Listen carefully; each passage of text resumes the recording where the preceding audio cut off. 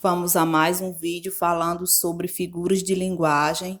Vamos nos deter às figuras de pensamento, que é uma das 4 classificações para as figuras de linguagem. Nós vamos ter as figuras de construção ou sintaxe, as figuras sonoras, as figuras de palavra e as figuras de pensamento.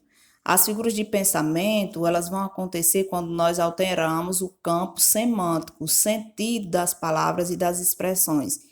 Quando nós fazemos isso, aí nós criamos as figuras de pensamento. Vamos começar com a figura de linguagem chamada hipérbole. Hipérbole indica exagero intencional. Quando você percebe na construção do texto, na construção da frase, do enunciado, o exagero intencional, essa ideia exagerada, intensificada de algo ou de alguém, como o exemplo aqui, estou morrendo de sede ou morrendo de fome. Essa frase aqui abaixo, hipérbole, onde andarás com as tuas 1000 pernas fugindo de mim? Então, você vê uma construção exagerada. Nessa construção exagerada, você vai ter a presença da figura de linguagem chamada de hipérbole. A hipérbole se associa muito bem com outras figuras de linguagem. Aqui, nesse meme, você tem a mistura da hipérbole com a ironia.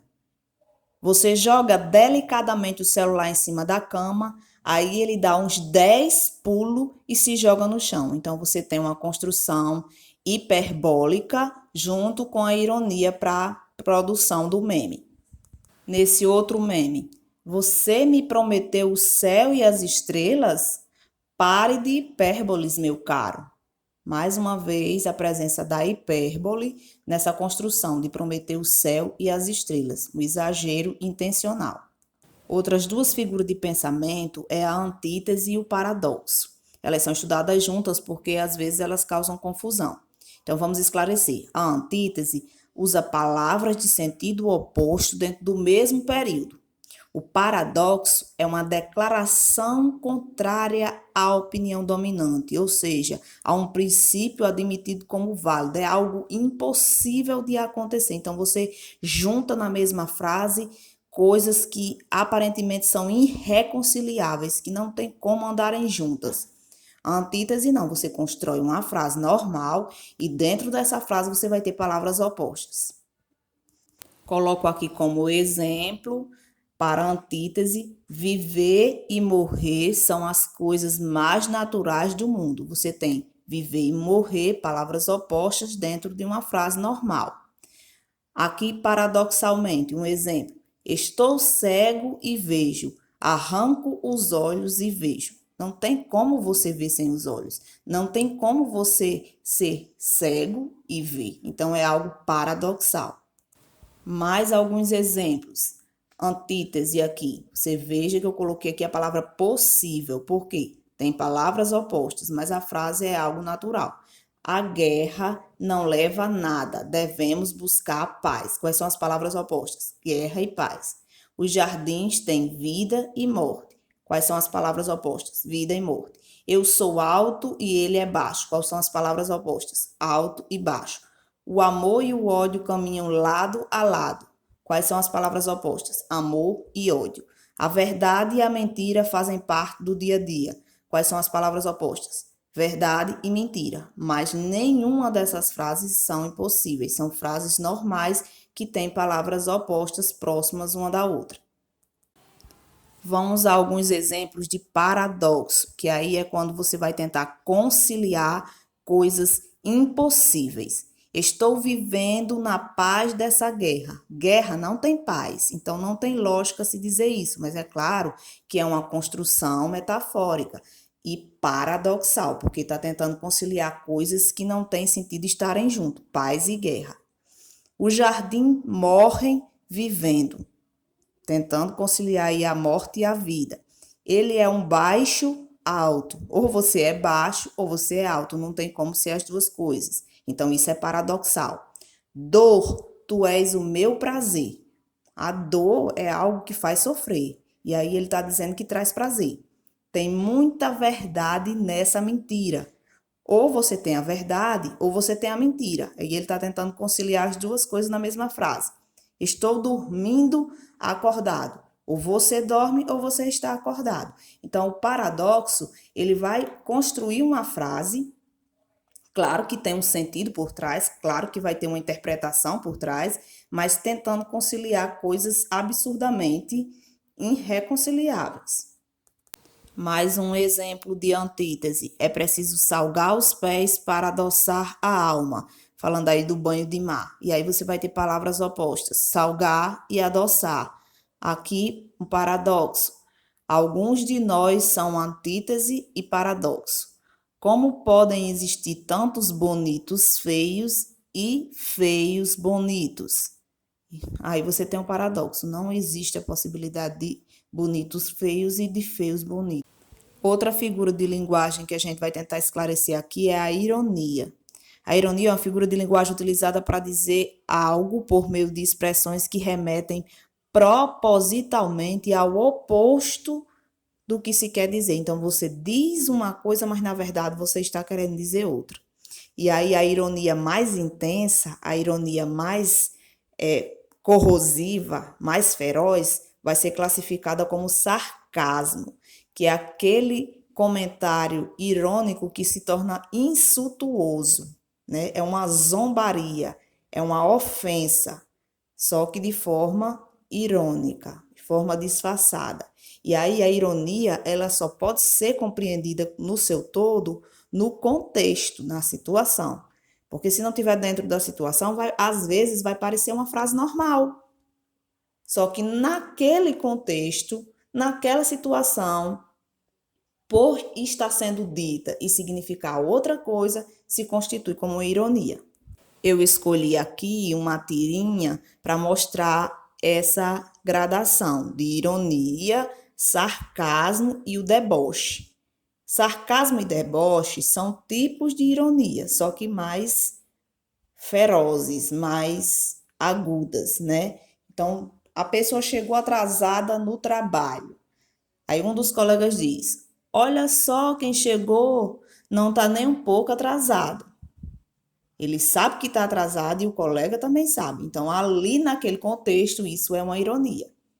Nesse mesmo contexto, se uma colega dissesse: chegou cedão para a reunião de amanhã, ele sabendo que está atrasado e ela também, nessa forma, com essa linguagem, já é mais agressivo. Então, seria o sarcasmo. Nessa mesma situação, o colega diz: e lá vem o prêmio Nobel da pontualidade. Ele sabendo que está atrasado e o colega também. Então, aí já é o deboche. A ironia, ela tem essa gradação.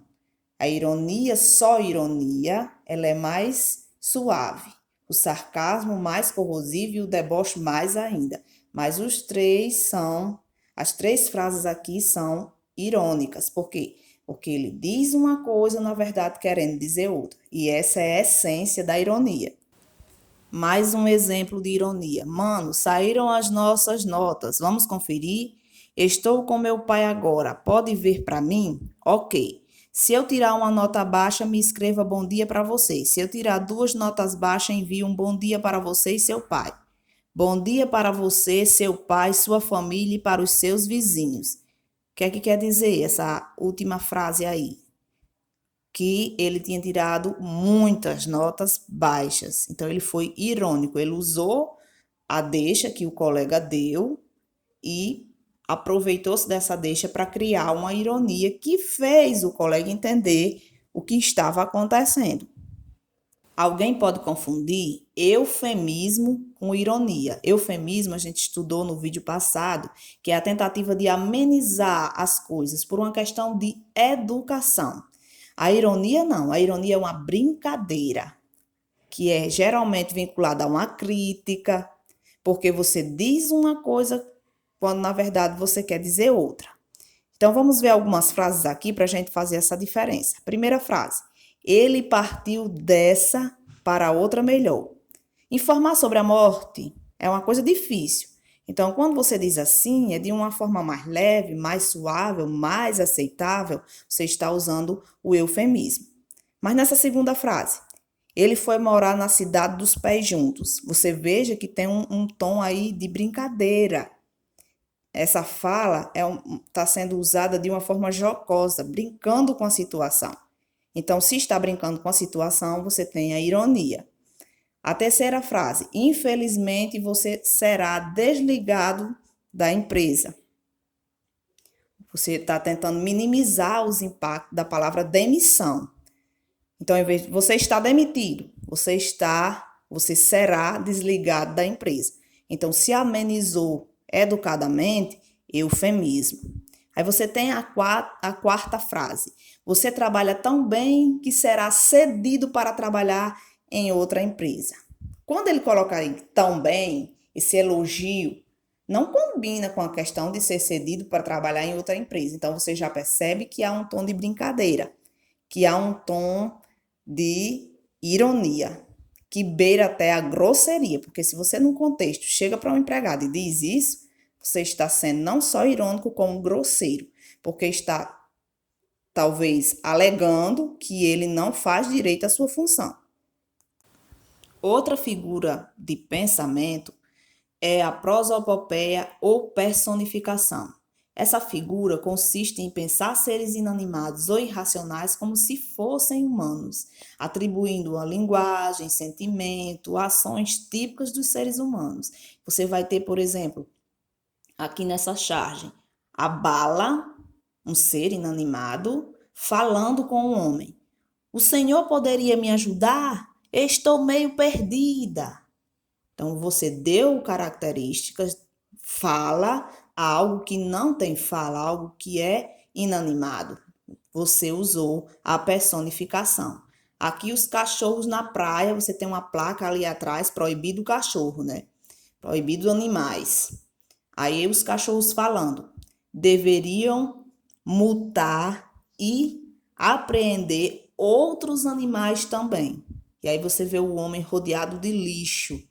Você percebe aí nessa construção não só a presença da personificação, que se manifesta na fala do animal, que é irracional e está falando nessa situação. Então, está sendo usada a personificação.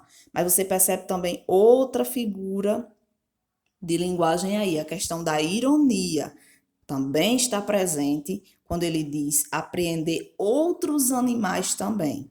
Você percebe a presença da ironia junto com a personificação, que é a questão de dar fala a seres que não têm fala.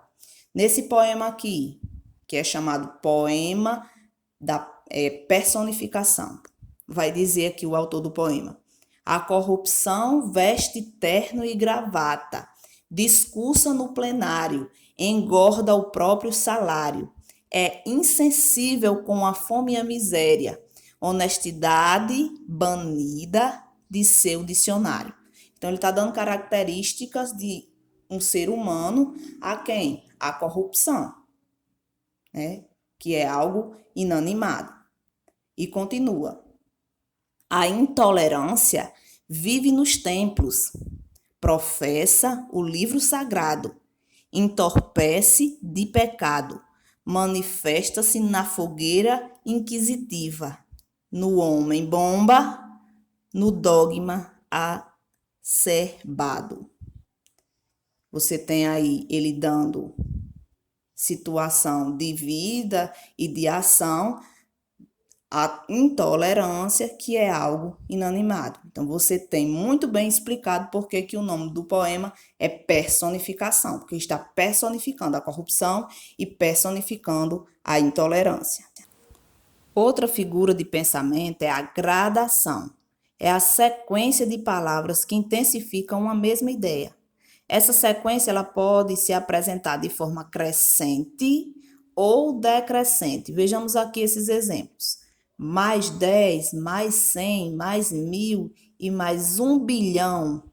Uns cingidos de luz, outros ensanguentados. Então, você tem a crescência. 10, 100, 1000, 1 milhão. Você tem a crescência. Aqui nessa outra, eu era pobre, era subalterno, era nada. Você tem a decrescência. Pobre, subalterno, nada. Aí você vai ter mais uma frase. Ninguém deve aproximar-se da jaula. O felino poderá enfurecer-se, quebrar as grades, despedaçar meio mundo. Mais uma vez você vai ter a crescência da gradação. Então, ela pode ser crescente ou pode ser decrescente. Aqui nesse outro exemplo, nós vamos ter uma mistura, mas você percebe a presença da gradação. Você observa e você vê a gradação nas frases e no todo você vê a presença de outras figuras. O homem apontando o dedo na cara do outro. Ladrão, canalha, traiçoeiro. Você tem aí a gradação crescente. E o homem responde: Ah, é? Pois vou processá-lo por injúria, calúnia, difamação. Você tem a gradação também crescente. Bom, então, indivíduo suspeito, de moral discutível e pouco confiável. Você tem o que aí? O eufemismo, que também, dependendo da sua interpretação, pode ser uma ironia. Mas como você está aqui no contexto em que ele não gostou do que ouviu e disse que ia processá-lo, ele usou o quê? O eufemismo para evitar o processo. Aí o cara que está sendo ofendido diz: meu advogado está na linha. Aí veja que o dedo do homem já vai descendo. E ele diz: espera, responsável por grandes verbas, conduta polêmica, e afinal, quem pode atirar a primeira pedra? Vamos, você pode fazer melhor do que isso, o homem disse. E aí, já com o dedo e a mão encurvado, ele diz: homem do seu tempo, que trabalha para corresponder à expectativa geral da nação. E ele diz: ainda não sei se gosto do tom. Então, você tem a presença nesses primeiros quadros da gradação, depois da ironia, para construir essa charge, e a interpretação vai depender do seu entendimento de que foi usada essas figuras de linguagem. Então, as figuras de linguagem, elas são importantes, dão pistas para que o leitor ouvinte interprete o texto, e não é necessariamente o texto não é necessariamente construído com uma única figura de linguagem, mas pode haver a presença de várias figuras de linguagem que juntas construíram aquele sentido.